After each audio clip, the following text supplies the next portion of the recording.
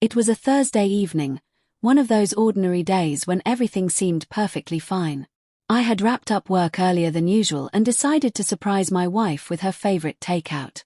Lately, we hadn't had much time together, both of us consumed by work, caught in the endless cycle of routine. I thought a spontaneous dinner might help us reconnect, rekindle something that felt like it was slowly slipping away. I pulled into the driveway, the weight of the bags in my hands light compared to the anticipation in my chest. The house was quiet, save for the faint hum of music drifting down the hallway. I frowned, surprised she hadn't heard me come in.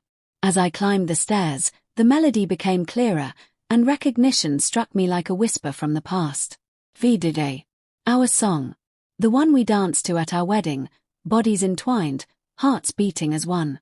A smile tugged at my lips, but before it could fully form, I heard something else, laughter. Her laughter. Soft. Familiar.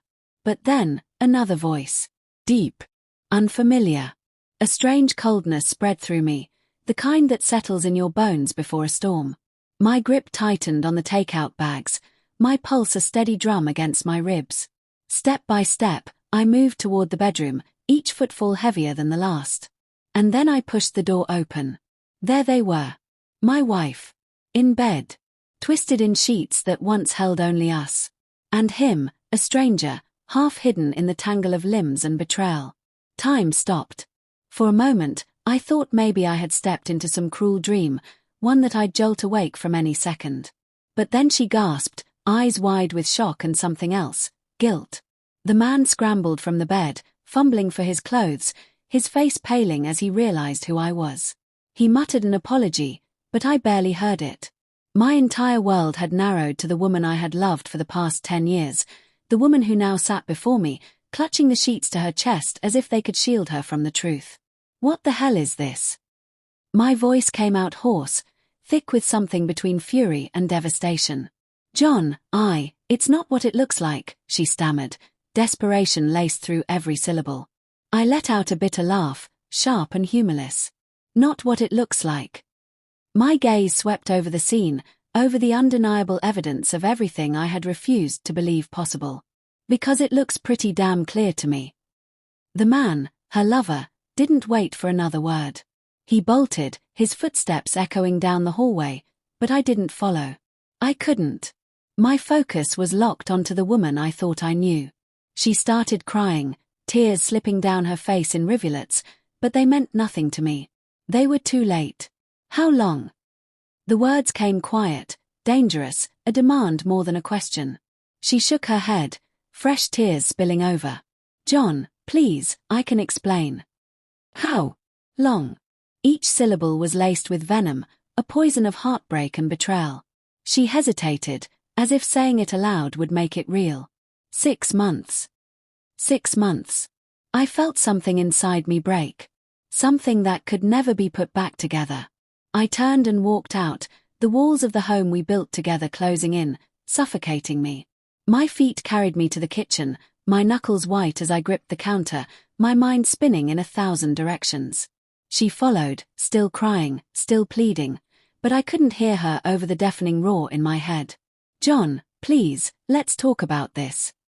Talk about what? I spun to face her, my voice raw.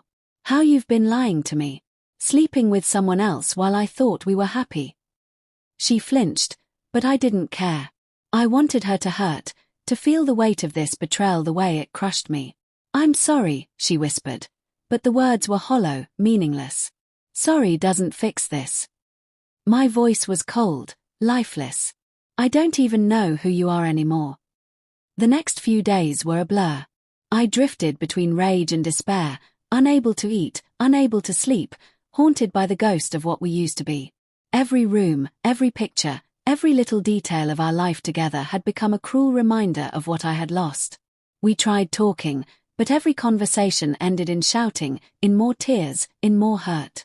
She kept begging for forgiveness, insisting she still loved me. But love wasn't supposed to feel like this, like a knife in the ribs, twisting with every memory. In the end, I packed a bag and left. I drove away from the house that no longer felt like home, with no clear destination, only the certainty that nothing would ever be the same again. And now, here I am, lying in a hotel bed next to a woman whose name I can barely remember. Let's call her Jane, for the sake of the story. We met at the bar last night. She was all confidence and flirtation, the kind of woman who made it easy to forget. For a few hours, that's exactly what I wanted, to forget. To drown in something, anything, that wasn't the agony of my wife's betrayal. But now, in the quiet of the morning, with the first slivers of sunlight creeping through the heavy curtains, the illusion has shattered. Jane is still asleep, her hair fanned across the pillow, her breathing slow and steady. She looks peaceful, innocent. And yet, all I feel is guilt. She doesn't know. She has no idea that the man lying beside her is broken beyond repair. I run a hand through my hair, exhaling slowly. What am I even doing here? Was this revenge? Some desperate attempt to hurt my wife the way she hurt me? If it was, it feels hollow. Empty. Like putting a band-aid on a bullet wound. I could slip out now, leave before she wakes, spare us both the awkward conversation. Or I could stay, let this moment stretch just a little longer, even if it means pretending. But I'm tired. Tired of feeling angry. Tired of feeling lost. Tired of the endless loop of memories that won't let me go. Jane stirs beside me, her lashes fluttering as she slowly wakes. She blinks a few times before her gaze lands on me, and she smiles, soft, sleepy, unaware. And in that moment, all I can think is, what the hell comes next? It was a Thursday evening, one of those ordinary days when everything seemed perfectly fine. I had wrapped up work earlier than usual and decided to surprise my wife with her favorite takeout. Lately, we hadn't spent much time together, both of us caught up in the relentless demands of work and life. I thought a spontaneous dinner might help us reconnect, bring back a spark that had felt dimmer in recent months. When I arrived home, the house was quiet, except for the faint sound of music drifting down the hallway from our bedroom. I frowned, wondering why she hadn't heard me come in. The melody was familiar, and as I climbed the stairs, takeout bags in hand, realization dawned. It was our song, VDJ. The song we had danced to at our wedding. A smile spread across my face, anticipation bubbling in my chest. Then I heard it. A voice. Her voice, soft, lilting laughter, the kind I hadn't heard in a long time. And then, a man's voice. Deep. Unfamiliar. My breath hitched, the warmth in my chest turning ice cold. My grip on the takeout bags tightened. The walls seemed to close in around me, the air too thick, too heavy. With dread clawing at my insides, I pushed the bedroom door open. And there they were. My wife, entangled in the sheets with another man. For a moment, time stopped. The world blurred at the edges, the walls warping, reality twisting into something unrecognizable. My mind screamed that this wasn't real, that this had to be some kind of terrible mistake. But it was real. It was too real. She gasped, eyes wide with shock and guilt. The man scrambled out of bed, grabbing at his clothes in a frantic panic. But I didn't even look at him. My gaze was locked on her. The woman I had loved, the woman I had trusted. A numbness settled over me, followed swiftly by a searing pain that clawed its way through my chest. What the hell is this? I managed to choke out, my voice hoarse, trembling with a mix of fury and heartbreak.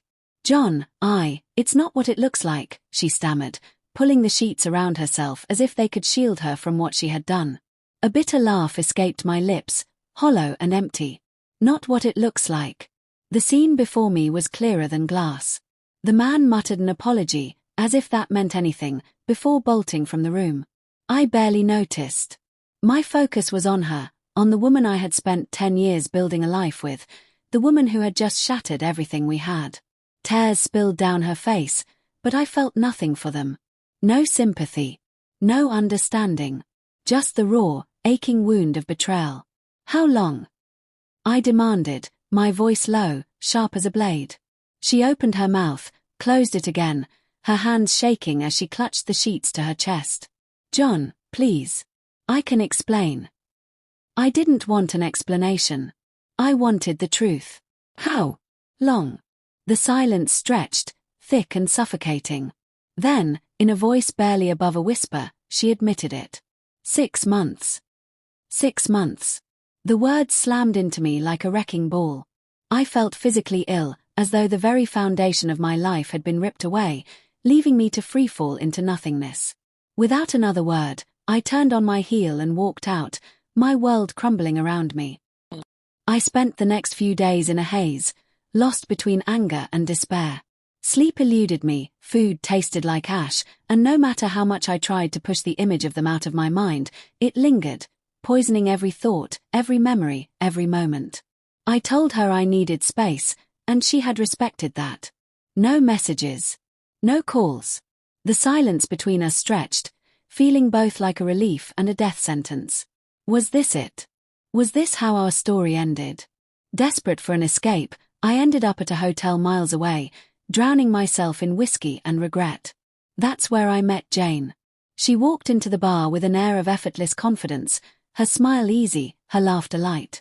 And for the first time in days, the suffocating weight in my chest loosened, just a little. We talked. We drank. And when she touched my hand, I let her. When she leaned in, I didn't stop her. I let myself forget. Now, as the first rays of sunlight filter through the heavy hotel curtains, I lie here beside her, staring at the ceiling, feeling more lost than ever. She stirs, her hair a messy halo against the pillow, her breathing slow and peaceful. She looks innocent, untouched by the storm raging inside me. I force a smile as she opens her eyes. "Morning," she murmurs, her voice still husky from sleep. "Morning," I reply, the word feeling foreign in my mouth. We talk for a while, small talk, nothing heavy. She tells me about her job, her weekend plans, things that feel so far removed from my reality. But my mind is elsewhere. On my wife.